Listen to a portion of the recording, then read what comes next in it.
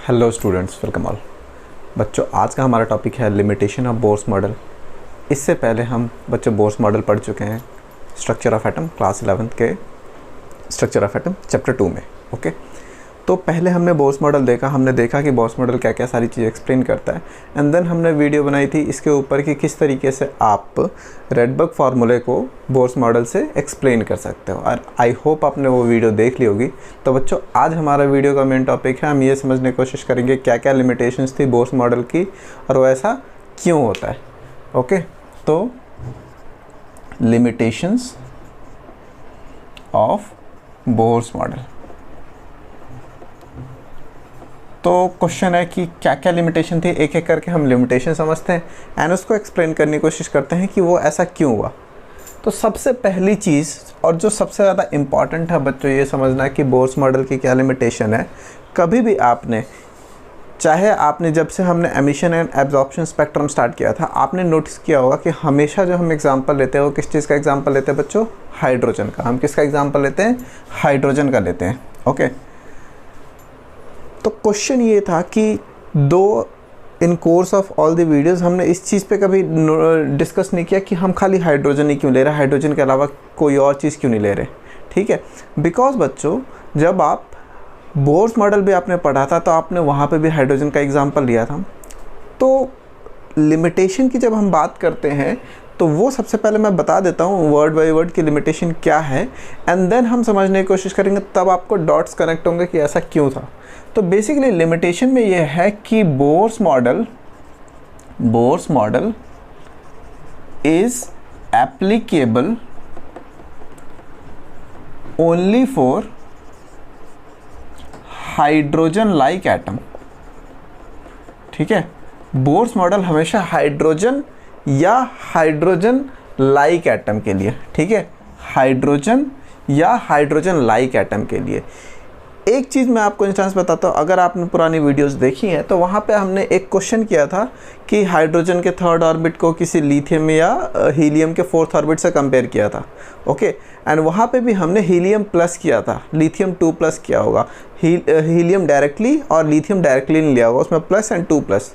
तो क्वेश्चन ये है कि हीलियम 2 प्लस क्यों किया था, हीलियम प्लस क्यों किया था और लिथियम 2 प्लस क्यों किया था। ध्यान से देखना बच्चों, हाइड्रोजन के पास एक इलेक्ट्रॉन होता है ना, हीलियम के पास 2 इलेक्ट्रॉन, लेकिन एक प्लस का मतलब क्या, एक इलेक्ट्रॉन हटा दिया तो इसके पास भी एक इलेक्ट्रॉन है, इसके पास भी एक इलेक्ट्रॉन है। अब आपको समझ आएगा कि हाँ, मैं जो भी क्वेश्चन करने की कोशिश कर रहा हूँ वो एक ऐसे सिस्टम पे करने की कोशिश कर रहा हूँ जहाँ पे सिंगल इलेक्ट्रॉन है। इसका मतलब आप ये भी लिख सकते हो कि Bohr's model is not applicable for hydrogen या hydrogen like atom, is applicable only for hydrogen and hydrogen like atom. तो आप ये भी लिख सकते हो कि it was not applicable for multi electronic system. जहाँ पे भी एक से ज़्यादा इलेक्ट्रॉन आ जाते हैं वहाँ पे बोर्स मॉडल फेल हो जाता है। ठीक है, तो सबसे पहली लिमिटेशन ये थी। अब क्वेश्चन था कि एक ही इलेक्ट्रॉन पे क्यों काम करते हैं बोर्स के अजम्पशंस और मल्टी इलेक्ट्रॉनिक सिस्टम पे क्यों काम नहीं करते। तो इसको समझने का सिंपल तरीका बच्चों, जैसे ही आप एक इलेक्ट्रॉन, जब एक इलेक्ट्रॉन होता है ना बच्चों, तो बोर्स की जितनी भी अजम्पशन थी वो बस इसी चीज़ पे मान के थी कि जो ये इलेक्ट्रॉन है इस पे खाली एक न्यूक्लियस का इन्फ्लुएंस है, अट्रैक्टिव इन्फ्लुएंस। ओके, और उसी फोर्स को उन्होंने ध्यान में रख के अपने अजम्पशंस, पोस्टुलेट्स बनाए। बट एक्चुअली जैसे ही एक इलेक्ट्रॉन से ज़्यादा इलेक्ट्रॉन हो जाता सिस्टम में, तो खाली इस इलेक्ट्रॉन और इस न्यूक्लियस के बीच में एक अट्रैक्टिव फोर्स नहीं, इस इलेक्ट्रॉन पे एडिशनल फोर्स इसकी वजह से भी दूसरे इलेक्ट्रॉन्स की वजह से आ जाती है। तो जो अजम्पशन है हमारी वो गलत हो जाती है, और उसकी वजह से क्या होता है कि इनकी जितने भी पोस्टुलेट्स एंड अजम्पशंस थे वो सही नहीं बैठते उस चीज़ पे। ये सिमिलर टू ऐसा है बच्चों कि अगर आपने kinetic theory of gas 11th का आपको याद हो, तो काइनेटिक थ्योरी ऑफ गैस में हमें पता है कि ideal gas equation PV = nRT होती है ना। ये हमने पहले प्रूव करते हैं, और बाद में हम क्या प्रूव करते हैं कि इन P और V में फिर दोबारा करेक्शन किया जाता है। करेक्शन क्यों किया जाता है? क्योंकि फर्स्ट प्लेस में जो हमारी अजम्पशन होती है वो गलत होती है।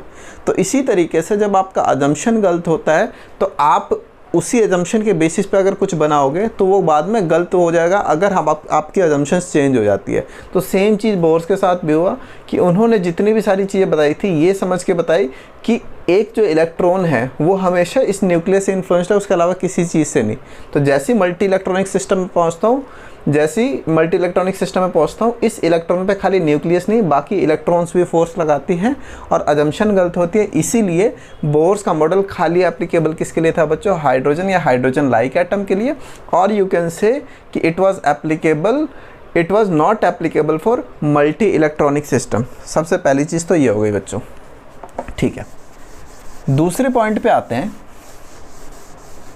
अगर आपसे बच्चों पूछा जाए कि एटम दिखता कैसा है, ठीक है, अभी तक आपने मे बी, क्योंकि अभी तक हमने लिमिटेड टॉपिक्स करे हैं इस चैप्टर के, ठीक है, अभी आगे क्वांटम मॉडल और पढ़ना है, लेकिन आपने कहीं ना कहीं ये ज़रूर देखा होगा बच्चों कि आपके प्रैक्टिकल केमिस्ट्री या फिजिक्स के प्रैक्टिकल की कॉपी लेते हो ना, तो वहाँ पे एटम्स को इस तरीके से रिप्रेजेंट किया जाता है कि बीच में न्यूक्लियस है और जो कंसेंट्रिक सर्कल जो हम समझते हैं कि एक के ऊपर एक सर्कल वैसा है, उसकी जगह एक सर्कल ऐसे, फिर एक सर्कल ऐसे, फिर एक सर्कल ऐसे, वो शक्तिमान का लोगो होता है ना, कुछ वैसा सा। तो हमें पता है कि कंसेंट्रिक सर्कल की तरह नहीं होते हैं, ठीक है, जैसा कि बोर्स ने बताया था। तो एक और चीज़ आप बोल सकते हो कि जो 3D रिप्रेजेंटेशन ऑफ एटम वो नहीं बता पाए वो, ठीक है। 3D representation of atom, 3D geometry of atom बोल सकते हो, रिप्रेजेंटेशन या ज्योमेट्री बोल सकते हो, इसको बोर्स एक्सप्लेन नहीं कर पाए, ठीक है। ये 3D रिप्रेजेंटेशन ज्योमेट्री कैसे होती है, हम ये समझ के चलते हैं कि वो इस तरीके से कंसेंट्रिक सर्कल होता है, बट एक्चुअली में क्या होता है, एक सर्कल ऐसे होता है, फिर एक सर्कल ऐसे होता है, फिर एक सर्कल वो 3D में होता है। आपने देखा होगा जब मैंने बोला आपको शक्तिमान का सर्कल ऐसे, फिर ऐसे, फिर ऐसे, इस तरीके से होता है ना। तो एक्चुअल रिप्रेजेंटेशन उस तरीके से होता है, वो इस चीज़ को समझा नहीं पाए, ठीक है। नेक्स्ट चलते हैं, जो इससे थोड़ा ज़्यादा इंपॉर्टेंट है पेपर पॉइंट ऑफ व्यू से भी। थर्ड पॉइंट है, he was not able to explain Zeeman effect. Zeeman's effect, Zeeman obviously एक साइंटिस्ट का नाम है, but question is Zeeman effect होता क्या है बच्चों? देखो, आपको पता है स्पेक्ट्रल लाइंस क्या होती हैं। जब एमिशन स्पेक्ट्रम में जो भी वेवलेंथ होती है, अगर आप उसको किसी प्रोजेक्टर पर प्रोजेक्ट कर दे तो जो लाइट दिखती है आपको, that is called basically spectrum, okay, that is spectral line हो गई उसके लिए। लेकिन जब उस स्पेक्ट्रल लाइन को बच्चों आप मैग्नेटिक फील्ड से पास करते हो ना, मैग्नेटिक फील्ड से पास करते हो तो वो स्प्लिट हो जाती है। तो अगर आपसे कोई पूछे कि ज़ीमैन इफेक्ट क्या होता है, तो स्प्लिटिंग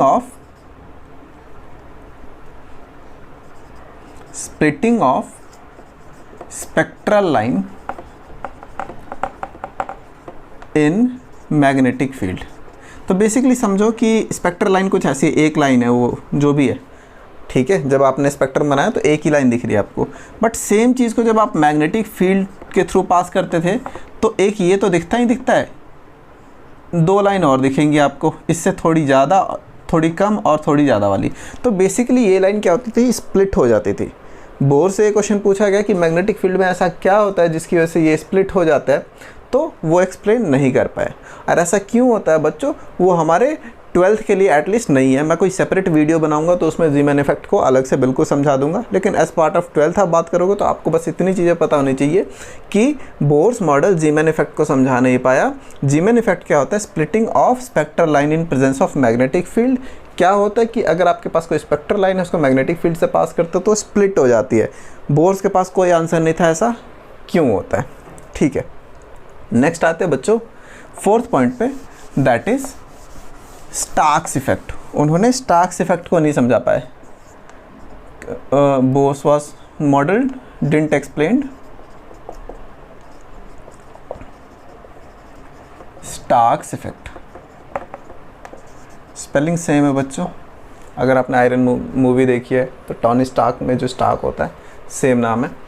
तो स्टार्क्स इफेक्ट को वो क्या नहीं कर पाए, एक्सप्लेन नहीं कर पाए। बहुत ज़्यादा डिफरेंट नहीं है बच्चों स्टार्क्स इफेक्ट ज़ीमैन इफेक्ट से, जस्ट बिकॉज वहाँ पे मैग्नेटिक फील्ड था, यहाँ पे इलेक्ट्रिक फील्ड। तो splitting of splitting of spectral lines in electric field. वहाँ इलेक्ट्रिक फील्ड वहाँ मैग्नेटिक फील्ड से पास करते थे तो स्प्लिट हो जाती थी।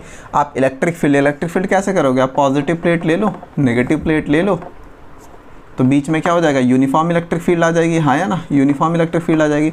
जब इससे पास होते थे कोई भी स्पेक्ट्रल लाइंस तो क्या होता था? मैग्नेटिक फील्ड के प्रेजेंस में फिर दोबारा जैसे पीछे मैंने बताया स्प्लिट हो जाता था, यहाँ पे भी स्प्लिट हो जाता है। तो इस चीज़ को भी एक्सप्लेन नहीं कर पाए। तो हमने क्या क्या पढ़ा? सबसे पहला पॉइंट कि हाइड्रोजन लाइक एटम के लिए एप्लीकेबल था। आप इसको ऐसे भी बोल सकते हो कि मल्टी मॉलिक्यूलर सिस्टम के लिए एप्लीकेबल नहीं है। 3D ज्योमेट्री ऑफ एटम को नहीं समझा पाए। आपके पास थर्ड पॉइंट है जीमैन इफेक्ट को नहीं समझा पाए, स्टार्क्स इफेक्ट को नहीं समझा पाए। Okay, now coming to next point. देखो बच्चों, बोर्स मॉडल ये भी नहीं समझा पाता कि कोई एटम मॉलिक्यूल क्यों बनाता है ना। जब मैं बोलता हूँ मॉलिक्यूल क्यों बनाता है तो उससे थोड़ा सा पीछे होगा तो आप ये भी क्वेश्चन बोल सकते हो कि ठीक है, मॉलिक्यूल बनाने के लिए बॉन्ड बनाने की जरूरत है, तो बॉन्ड क्यों बना पाता है? He was not able to explain why an atom forms bond, और अल्टीमेटली आप बोल सकते हो मॉलिक्यूल।